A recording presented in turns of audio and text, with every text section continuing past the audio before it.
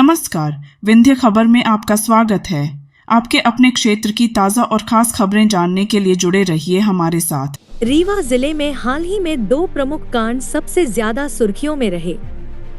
पहला गुड में हुआ रेप कांड और दूसरा बीते दिनों सेमरिया में हुआ चाकू हत्याकांड। इन दोनों कांडों में बीजेपी को घेरा गया, तो वहीं कांग्रेस ने भी अपनी राजनीतिक रोटी सेंकने से परहेज नहीं किया। दरअसल गुड रेप कांड में सभी कांग्रेसी नेता एकत्र हुए और रीवा में प्रदर्शन किया। आरोपियों को वही न्याय मिलता जो शायद इन नेताओं की नौटंकी के बिना भी मिल जाता। इसी तरह सेमरिया में बीते दिनों चाकू मारकर हत्या कर दी गई।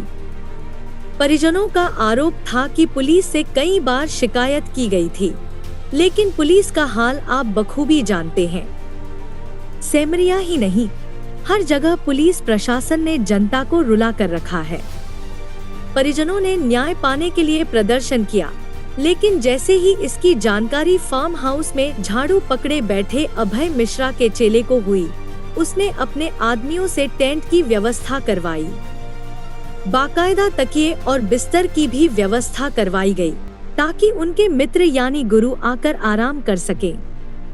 आप वीडियो में देख सकते हैं कि कैसे विधायक अभय मिश्रा तकिए लगाकर आराम कर रहे थे और फिर शाम होते ही अपने फार्म हाउस के लिए रवाना हो गए। इन्हीं सब के बीच एक फोटो जो सोशल मीडिया में चर्चा का विषय बन गई, वह है चिता के सामने मुस्कुराते हुए बैठे फार्म हाउस से सैलरी पाने वाले छोटे नेताओं की। इनमें से एक ने हाल ही में पार्षद के उपचुनाव में अपना केक कटवाकर जनता को यह दिखा दिया कि उनमें कितना दम है। आज सच्चाई भी सामने आ गई कि बीजेपी के पीछे छिपकर ये काम किसके लिए करते थे। वहीं दो अन्य नेता ऐसे हैं जिन्हें शायद ही कोई जानता हो।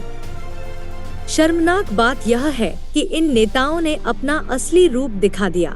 केवल अपना राजनीतिक फायदा देखने वाले यह नेता किसी के भी सगे नहीं होते।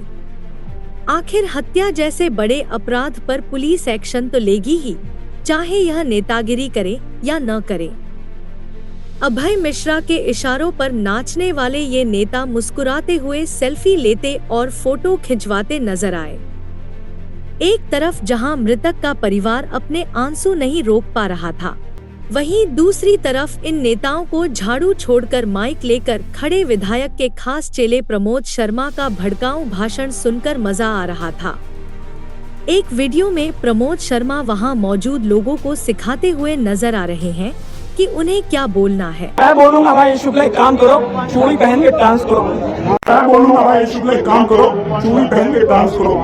अब आप समझ ही गए होंगे कि बुलाए गए लोगों से नारे लगवाने वाले ये नेता आखिर कितने दुखी हैं और कैसे सिखा रहे हैं कि उन्हें क्या बोलना है।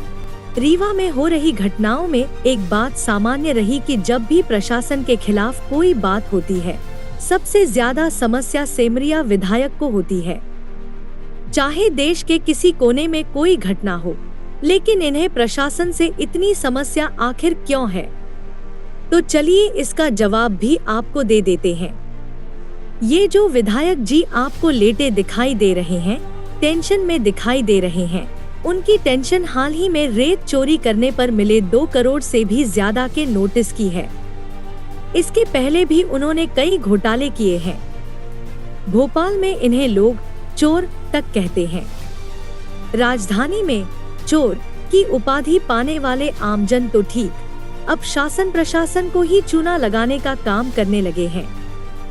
ऐसे में आखिर प्रशासन से इनकी कैसे बनेगी?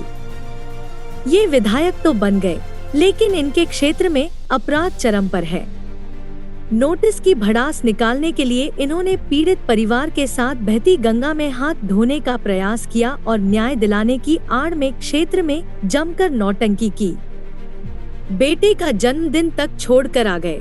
आज उनके बेटे का जन्मदिन है, बड़े बेटे का जन्मदिन है। लेकिन केक से पार्षदी लड़ने वाले अरुण तिवारी जरूर फोटो खिंचवाने पहुंचे और मुस्कुराते हुए इन तीनों नेताओं ने फोटो खिंचवाई।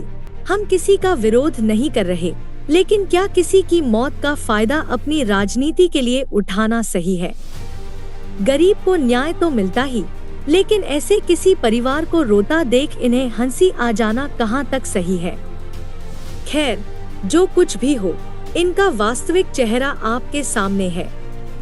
परंतु इन घटनाओं को लेकर जनता में नाराजगी और नेताओं के व्यवहार पर सवाल अब भी बरकरार है।